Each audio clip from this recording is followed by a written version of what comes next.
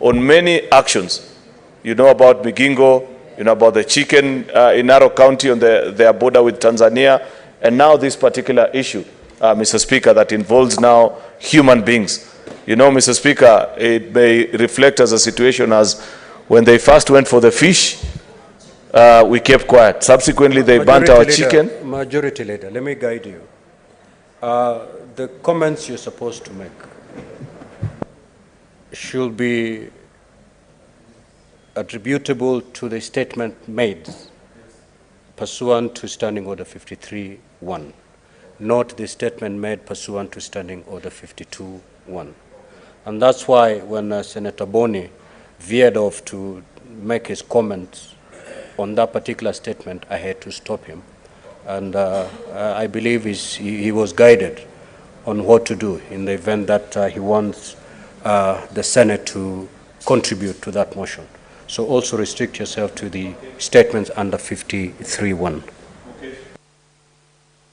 Mr. Speaker, I'm properly guided, therefore I abandon that particular conversation, and to pick on the second statement by Senator Samson Cherargei, which I believe we are at liberty, at least for that particular one, Mr. Speaker, to decide.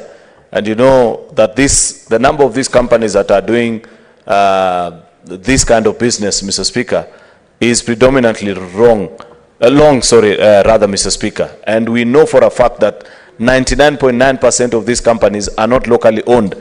They are owned by foreigners. Therefore, this is neo-colonialism, but a very difficult one, Mr. Speaker, because young people are breaking their back, working in either extreme cold or a lot of sunshine. And then eventually all that money that they have made, if you make 2,000 shillings in a day, 1,800 is taken and offsetted out of the country, Mr. Speaker. Therefore, this is not a small matter. I hope that the cabinet secretary responsible will come. These are such businesses that are of great national interest, Mr. Speaker, that as Parliament, we should legislate even to keep them within the confines of the country. That if you want to do this kind of business, you must at least have significant shareholding locally.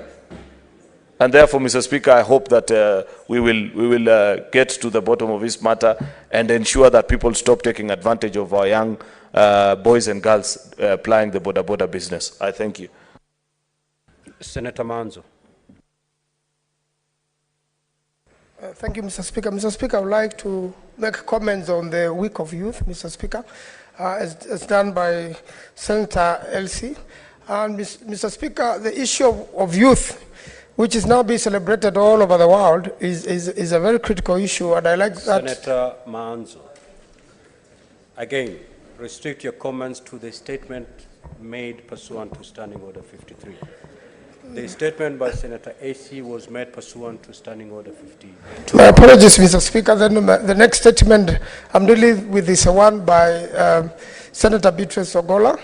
Mr. Speaker, this particular one dealt with teen pregnancies.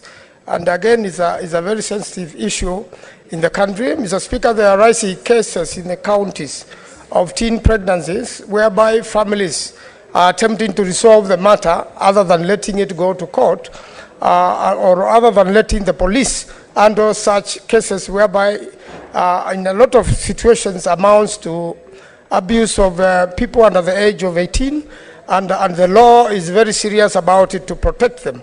The statement goes on to come up with a policy or for this House, Mr. Speaker, to be able to strengthen the way in which we should enforce the current law, Mr. Speaker, to make sure that there is sufficient protection of our children so that they may have a future and that they may end up schooling